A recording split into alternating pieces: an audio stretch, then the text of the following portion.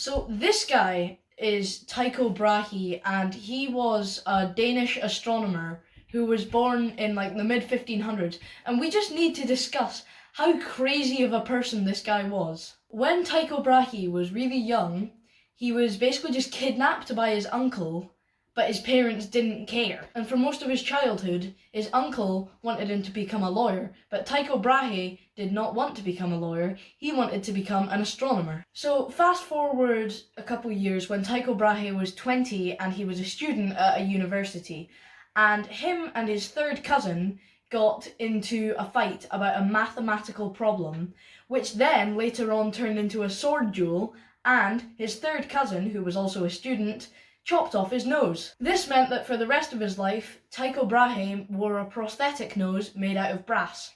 After discovering some famous constellation or something, the King of Sweden gave Tycho Brahe an enormous home that cost a total of 1% of Sweden's entire budget at the time. So this was like a massive house. While Tycho Brahe was living in this house, he had a very strange pet. He had a pet moose. Not long after Tycho Brahe got this moose, it died.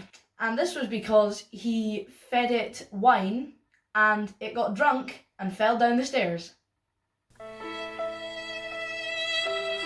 So not long after, there was a new king and he had some disagreements with Tycho Brahe. So Tycho Brahe decided to abandon his house in Sweden. So once Tycho Brahe was 54 years old, he went to a banquet and he was too polite to go to the toilet and relieve himself. But this caused him to have a bladder infection, and then a few days later, he died.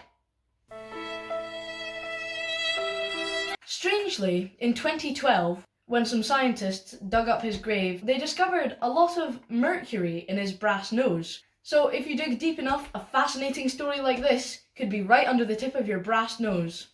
Subscribe!